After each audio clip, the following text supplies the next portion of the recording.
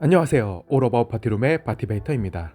이번 영상은 파티룸, 스튜디오, 부동산 매물을 잘 고르는 방법에 대해서 한번 이야기를 해볼 예정인데요. 제가 컨설팅을 진행하면서 정말 많이 물어보는 것이 바로 부동산 매물입니다. 어떤 부동산 매물을 골라야 되는지 저에게 많이 여쭙기 때문에 저의 개인적인 의견을 지금 말씀드려 보겠습니다. 파티룸과 스튜디오 부동산 매물은 일반 매물과 다른 점이 있습니다. 외시검이나 상권이 중요한 업종은 1층이나 역세권이 정말 매우 중요합니다. 예를 들어 음식점, 카페 등이 있습니다. 하지만 파티룸과 스튜디오는 굳이 역세권이 아니어도 되고 1층일 필요가 없습니다. 역세권이 아니란 얘기는 걸어서 한 10분에서 15분 그리고 이면도로면 좋다는 이야기입니다. 온라인 상권을 장악할 자신이 있다면 월세가 비싼 곳과 역세권을 피해도 충분히 승산이 있습니다. 그 이유는 제가 몇 번 말씀드리지만 파티룸과 스튜디오는 사람들이 온라인에서 직접 예약을 하고 찾아오는 시스템이기 때문입니다. 지나가다가 카페나 음식점처럼 들어온 사람 결코 있지 않습니다. 물론 그런 확률이 1%, 2%가 될 수 있겠지만 우리는 그 1%, 2%까지 힘을 쓸 필요는 없을 것 같습니다.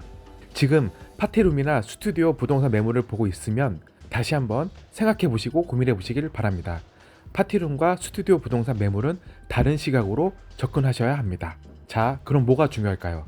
네, 그것은 바로 남들이 보지도 않는 매물을 잘 살펴봐야 합니다. 이런 매물은 우리에게 기회가 될 수 있습니다. 제가 전에도 언급했듯이 파티룸과 스튜디오 부동산 매물은 조금 다릅니다. 안정성을 중요시하는 파티룸과 스튜디오는 1층보다는 2층, 3층이 더 좋고 비싼 월세로 형성되어 있는 역세권보다는 이면도로나 골목으로 빠지는 곳이 좋습니다. 그리고 주요 상권이 아니어도 되고요. 굳이 홍대, 강남 이런 주요 상권이 아니어도 파티룸과 스튜디오는 충분히 운영이 가능합니다. 남들이 거들떠 보지도 않고 망해가는 자리를 꼭 잘 지켜보세요. 다른 업종으로 살아남을 수 없는 자리가 파티룸과 스튜디오 자리로는 최상의 조건이 될 수 있습니다. 그 대신 단 이런 사항을 꼭 점검해 보시고 이런 부동산을 피하시길 바랍니다.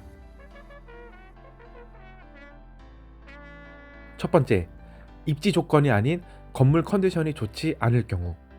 입지 조건이 좋지 않아서 망해가는 곳은 우리에게 기회가 될 수 있습니다. 하지만 건물 컨디션이 너무 안 좋아서 다 떠나가는 곳이라면 우리도 피하는 것이 좋습니다.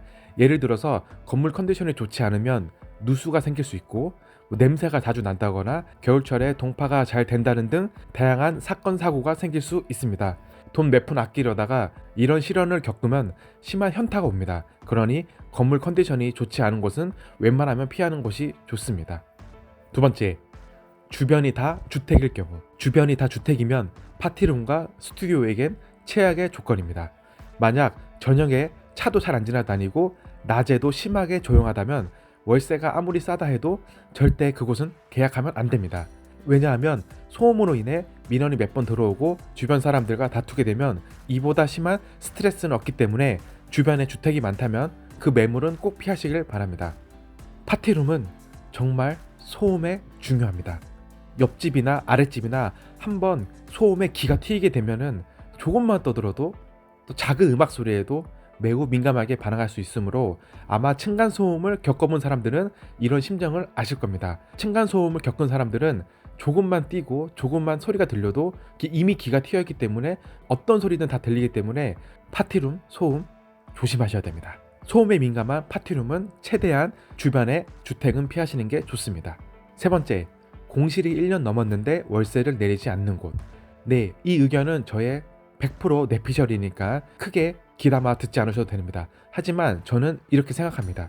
공실이 1년이 넘었는데도 월세를 내리지 않는 곳은 피하는 것이 좋습니다. 그 이유는 임차인이 매우 깐깐할 가능성이 높고 나중에 이런저런 문제가 많이 생기는 것 같습니다.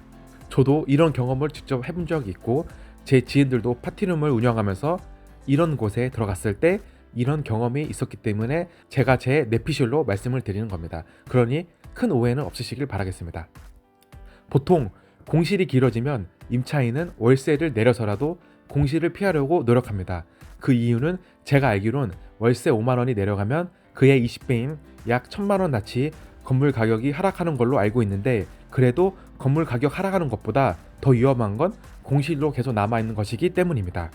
그럼에도 불구하고 월세를 전혀 내리지 않고 끝까지 버티는 곳이 있다면 굳이 그곳에 들어가려고 노력하지 마세요.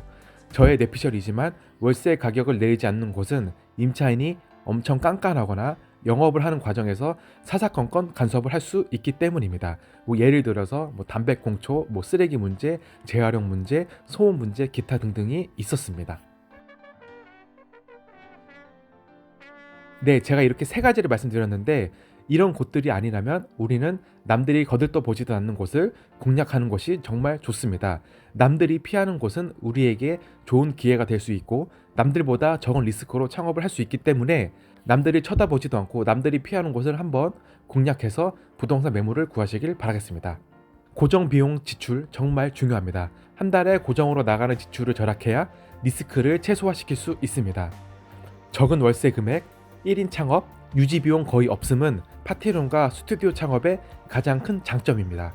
우리는 이 점을 이용해서 사업 시스템을 적용해야 하고 혹여나 망하는 일이 있더라도 피해를 최소화시킬 수 있습니다. 부동산 매물을 보실 때 중개인에게 이렇게 꼭 물어보세요. 첫 번째, 이면 도로에 있는 매물을 보여주세요. 큰 도로나 사거리가 있는 곳은 파티룸과 스튜디오에 맞지 않습니다. 물론 여유가 있으신 분들은 그런 곳을 골라도 좋습니다. 하지만 저희는 고정 비용을 아끼기 위해서는 이면 도로로 최대한 빠지는 게 좋습니다. 두 번째, 1층보다는 무조건 3, 4층을 보여달라고 하세요. 그리고 엘리베이터가 있다면 더 높은 층도 상관없습니다. 세 번째, 공실이 오래된 곳을 보여주세요. 그래야 임차인하고 월세 가격 그리고 렌트프리 기간을 더 유리하게 협상을 할 수 있습니다. 렌트프리를 한 달만 받아도 한 달 월세 가격을 아낄 수 있다는 걸 꼭 명심하세요. 네, 이렇게 해서 이번 영상도 시청해 주셔서 감사하고요. 좋은 매물 싸게 잘 구하셔서 기분 좋은 시작이 되셨으면 좋겠습니다. 오늘도 항상 행복하시고 건강하시고 파이팅 하시길 바라겠습니다. 파이팅!